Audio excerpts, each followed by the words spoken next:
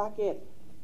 And all because, sabi ko nga, sinabi ko na dati, we are a threat to the perpetuation in power of people na interesado maging, sabihin na natin Prime Minister, kung matuloy yung niluluto nilang tsa-tsa, o President, kung hindi maluto yung tsa-tsa nila.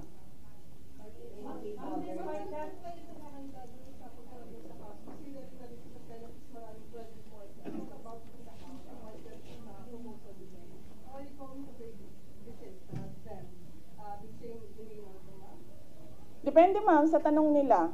Kung kaloko naman yung tanong nila, di ba dapat kaloko din yung sagot mo? Kung maayos naman yung tanong, maayos din naman yung sagot ko. Nakita nyo naman kanina, nung nagtanong na si Senator Grace Poe, sinagot ko ng maayos.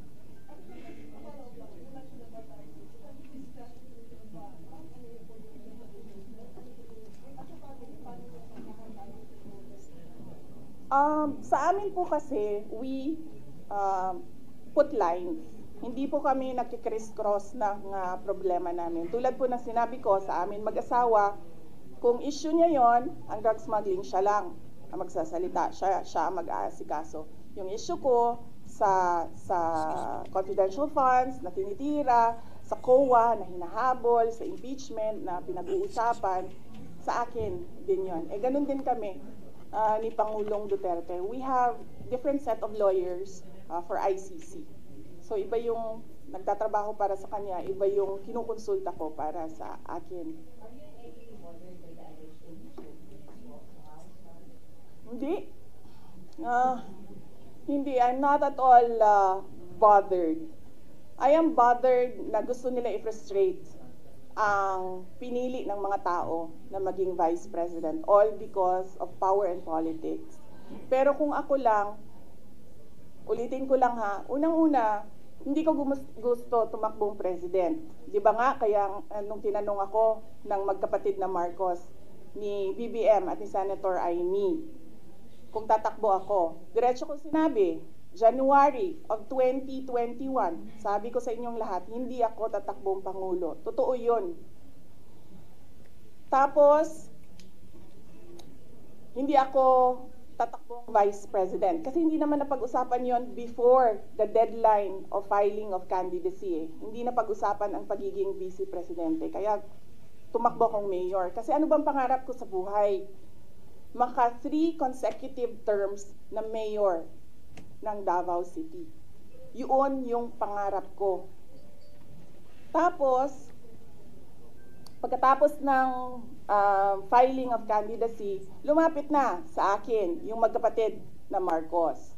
Sabi nila, hindi kami mananalo kung hindi mo tutulungan kami sa Mindanao at sa Visayas. Sabi ko sa kanila, okay, sige, dahil maraming big ticket projects si Pangulong Duterte sa Davao City, sa Mindanao at sa ibang lugar pa ng ating bansa na gusto nating mapatuloy. Kaya nga, di ba, tumakbo kami on the platform of unity and continuity na hindi natin nakikita ngayon na saan na yung mga big ticket projects. Wala na lahat. Created. So, pagpaalisin nila ako dito or impeach nila ako, hindi kawalan sa akin ang posisyon na Vice President. In the first place, hindi ko naman gusto tumakbong Presidente. Hindi ko gusto tumakbong Vice President. Tumakbo lang ako dahil kailangan mapatuloy yung development projects sa Mindanao, sa Visayas, at sa Luzon. At naisip ko at that time, if I am Vice President, patututukan yung mga proyekto na yon na, okay, wala na rin lahat ngayon dahil unappropriated na sila lahat. Of course not.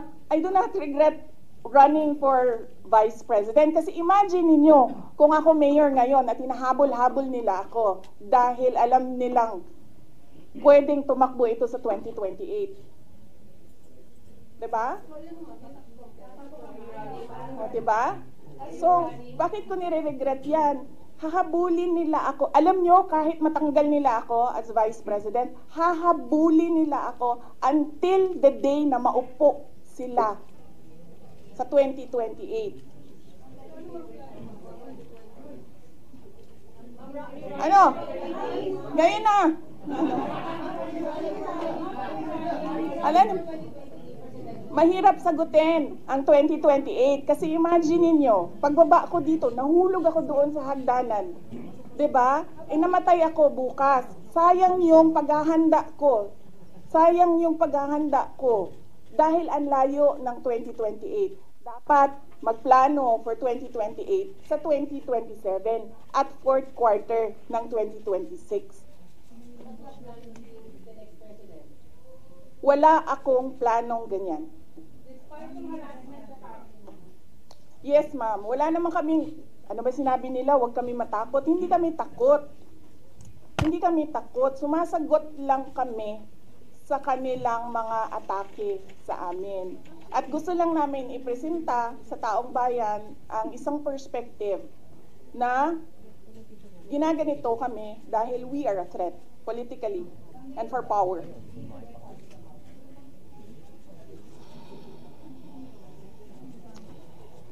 Do I regret helping? Do you want to answer that question? Or alam mo ba ang sagot? Senator Amy? Senator Amy Marcos? Magkaibigan naman kami.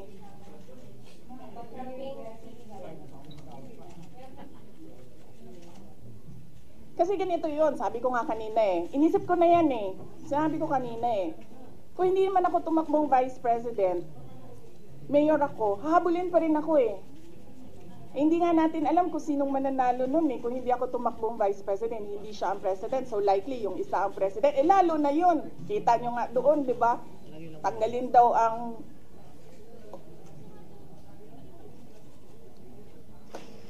Ano? How would I protect myself? I hire lawyers, ma'am. Yan na lang naman kasi talaga ang magawa ko. Pero kung makikita nyo, hindi na talaga sila sumusunod sa batas, sa harassment nila. So, tatanggapin kung ano yung darating. Kaya sara-sara.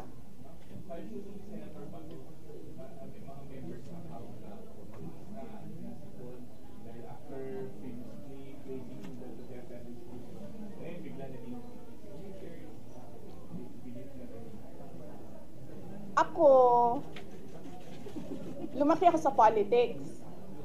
9 years old pa lang ako, mayor na ang father ko. So from 9 years old until today, wala akong ibang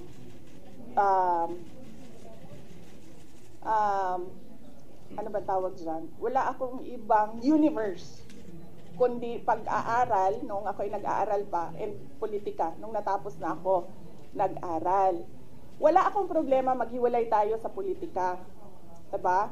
Kasi hindi naman talaga natin ma-define kung saan tayo bukas sa politics. Kasi eleksyon ng ang ating mga public officials dito eh. May eleksyon eh. Kaya hindi natin alam kung saan tayo papupunta bukas. Wala akong problema. Maghiwalay tayo lahat. Diyan kayo lahat. Dito ako mag-isa. Ang hindi ko nagugustuhan ay yung pambabastos. Yun. Pwede naman tayo maghiwalay sa politika eh. Huwag lang maging bastos. Thank you.